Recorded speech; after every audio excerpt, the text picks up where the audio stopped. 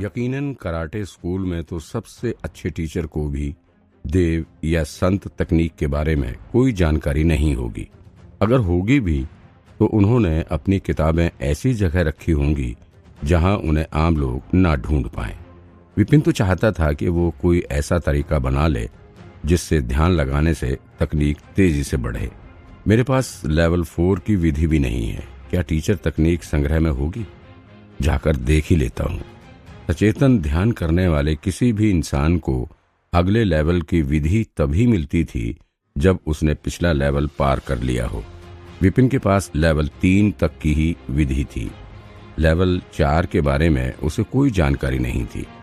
कमरे से बाहर आकर उसने देखा कि सूरज ढले ज्यादा समय नहीं हुआ था और कुछ लोग अभी भी घूम रहे थे। चांद की रोशनी से फुटपाथ चमक रहा था। कुछ कपल पेड़ के नीचे बैठे हल्की आवाज में एक दूसरे से बातें कर रहे थे। पूरा वातावरण शांत था। विपिन भी बिना रुके तेजी से आगे बढ़ गया। उसे एक बड़ा मंडप दिखाई दिया। मंडप 2 हिस्सों में बटा हुआ था, टीचर का और स्टूडेंट का।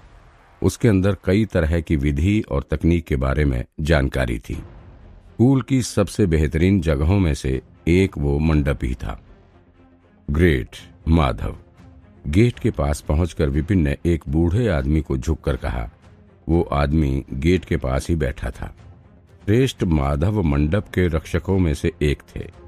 वे किस लेवल के थे ये तो पता नहीं था, लेकिन कहा जाता था कि वे स्कूल के श्रेष्ठों में से सबसे अच्छे थे। उनकी ताकत का कोई दूसरा उस स्कूल में नहीं था, लेकिन कई सालों से उन्होंने किसी से मुकाबला नहीं किया था, इसलिए उनकी असली ताकत को पता कर पाना मुश्किल था। विपिन, क्या तुम लेवल 4 पर पहुंच गए? माधव ने विपिन की ओर देखकर अपनी दाढ़ी सहलाते हुए कहा। बस किस्मत ने साथ दे दिया, इसलिए विपिन ने बात ना छिपाते हुए उन्हें बताया कि वो लेवल 4 पर पहुंच गया है। शाबाश, बहुत अच्छे, मेहनत करो। स्कूल में तुम्हारे जैसे कम उम्र के टीचरों की बहुत जरूरत है। जी, इतना कहकर विपिन शांत हो गया और कदम बढ़ाकर संग्रह में चला गया। विपिन के जाते ही माधव सर हिलाते हुए बोला, अच्छा लड़का है, बस टैलेंट की कमी है और तकनीक विकसित करने में बहुत टाइम लगाता है। बाकी लोगों को लेवल 3 पार करने में 2 साल लगते हैं, लेकिन विपिन को वही लेवल पार करने में 3 साल लगे। लेवल 4 पर भी अगर ठीक तरह से ट्रेनिंग करेगा तो शायद ठीक ठाक टीचर तो बन ही जाएगा। बस अगली बार टीचर एग्जाम में इसके 0 नंबर ना आए। थोड़ा बड़बड़ाते हुए माधव शांत हो गए और फिर आंखें मूंद कर बैठ गए। विपिन स्कूल के जवान टीचरों में सबसे अच्छे स्वभाव का था। माधव के दिल में ना तो उसके लिए नफरत थी, ना ही वो कुछ ज्यादा पसंद था। बस दुख की बात तो ये थी कि उसमें टैलेंट नहीं था। विपिन को नहीं पता था कि माधव उसके बारे में क्या छवि रखते थे। उनकी बातों से बेखबर वो मंडप के अंदर चला गया।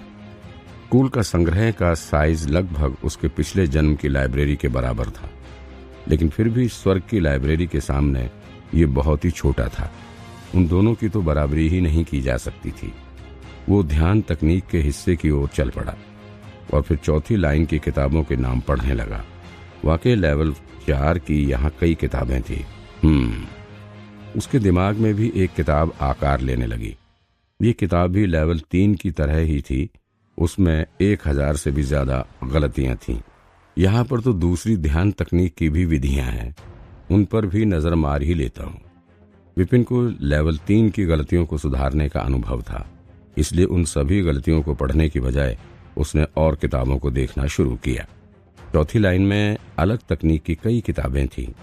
लेवल 4 की किताबों में नोट्स लिखे थे और पहले पढ़ने वालों ने उनमें गलतियां ठीक करने के कई तरीके भी लिखे थे। देखने से ही पता लग जाता था कि हजारों गलतियां होंगी उनमें। अगर विपिन की जगह कोई और होता तो उसका सिर चकरा जाता। आखिरकार इतनी किताबें और फिर उनमें भी इतनी विधियां, कई विधि तो एक दूसरे के बिल्कुल विपरीत थी। इसलिए ये पता करना मुश्किल था कि कौन सी विधि किसके शरीर के लिए सही थी। अगर गलती से गलत विधि चुन ली तो इंसान पागल भी हो सकता था, लेकिन क्योंकि विपिन के पास स्वर्ग की लाइब्रेरी थी, इसलिए वो ये पता करने में सक्षम था कि कौन सी विधि सही थी। इसलिए उसने बाकी किताबें भी उठाकर उनके पन्ने पलटने शुरू कर दिए। एक और किताब उसके दिमाग में आ गई। विपिन अब बिना रुके किताबें उठा रहा था और पन्ने पलट पलट कर उन्हें वापस रखते जा रहा था। वो कुछ पढ़ने या कुछ भी ध्यान में रखने की कोशिश नहीं कर रहा था। वो तो सिर्फ स्वर्ग की लाइब्रेरी में किताबों की गिनती बढ़ा रहा था ताकि लाइब्रेरी की मदद से सभी में से एक सही तरीका ढूंढ सके।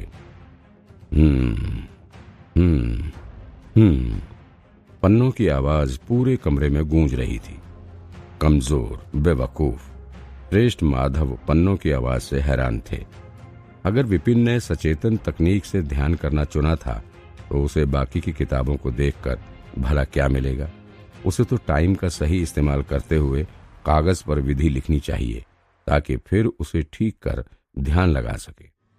कभी एक तकनीक की गलतियां ठीक करने के लिए दूसरी तकनीक काम आ सकती थी, लेकिन अगर कोई अपनी तकनीक से ज्यादा दूसरी तकनीकों के बारे में पढ़ता था तो उसे भटकने में ज्यादा टाइम नहीं लगता था।